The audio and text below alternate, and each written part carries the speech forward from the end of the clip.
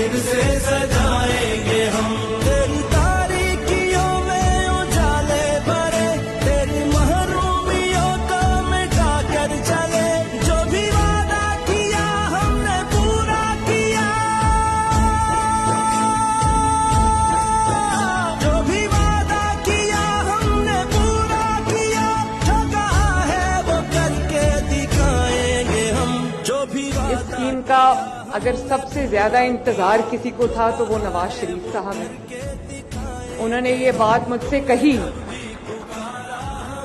रहने के लिए छत दे दो, घर दे दो, उसके सर पे उसकी अपनी छत हो, तो इससे बड़ी खिदमत नहीं हो सकती कि जो सुकून अपने चुबाए ना बल्ख ना बुखारे।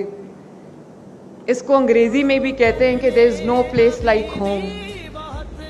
और जिनके पास ये घर है, अपना घर होता है, जिसके पास अपनी छत होती है, उसको शायद इस नेमत की कदर कम है।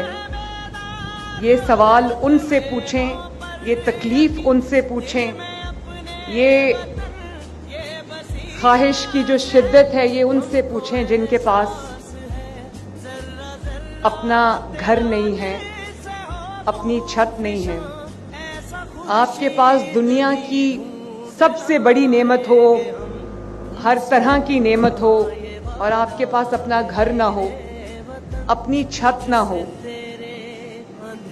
तो इंसान को वो कमी महसूस होती है जिसको शायद लफ्ज़ों में बयान करना मुश्किल है।